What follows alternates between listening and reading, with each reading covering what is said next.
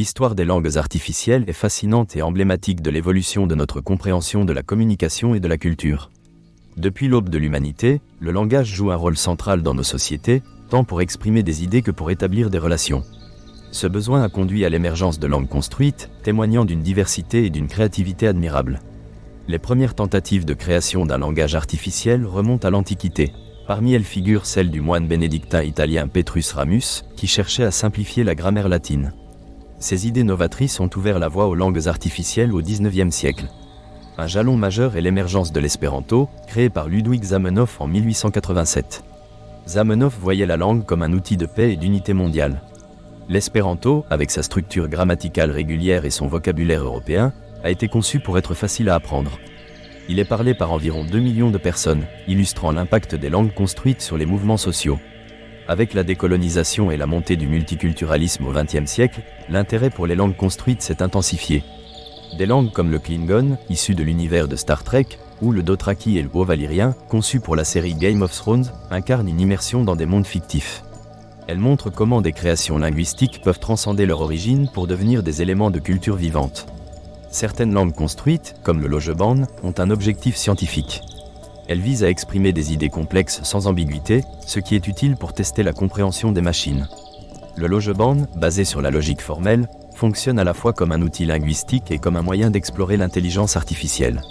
Ce langage aide à visualiser comment les ordinateurs peuvent analyser et comprendre le langage humain. Les langues construites présentent également des valeurs sociopolitiques. Des mouvements, comme ceux visant à promouvoir les langues minoritaires, reflètent cette dynamique. L'utilisation d'une langue construite, comme le Nessu, une création d'artistes et de militants, devient un acte de résistance contre les langues dominantes qui peuvent effacer des cultures. Dans le domaine de la linguistique, les langues artificielles sont un terrain fertile pour étudier la grammaire et la phonétique. Elles permettent d'illustrer des concepts théoriques tels que la polysémie ou la pragmatique.